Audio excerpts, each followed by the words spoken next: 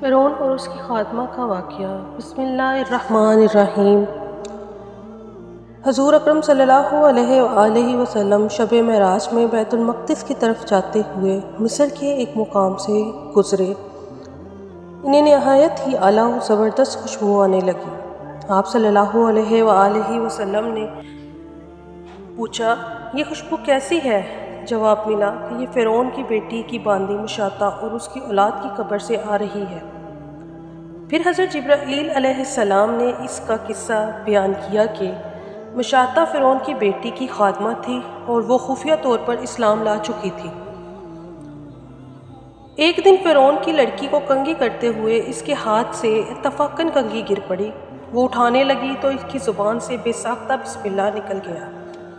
اس پر شہزادی نے کہا، تو نے آج ایک عجیب کلمہ بولا ہے۔ رب تو میرے باپ فرعون ہی ہیں، پھر تم نے یہ کس کا نام لیا؟ اس نے جواب دیا، فرعون رب نہیں بلکہ رب وہ اللہ ہے جو مجھے، تجھے اور فرعون کو روزی دیتا ہے۔ شہزادی نے کہا، اچھا تو میرے باپ کے سوا کسی اور کو اپنا رب مانتی ہے؟ اس نے جواب دیا، ہاں میرا، تیرا اور تیرے باپ سب کا رب اللہ ہی ہے۔ شہزادی نے اپنے باپ کو بلوایا۔ وہ سخت غضبناک ہوا اور اسی وقت اسے دربار بلوایا اور کہا، کیا تو نے میرے سوا کسی اور کو اپنا رب مانا؟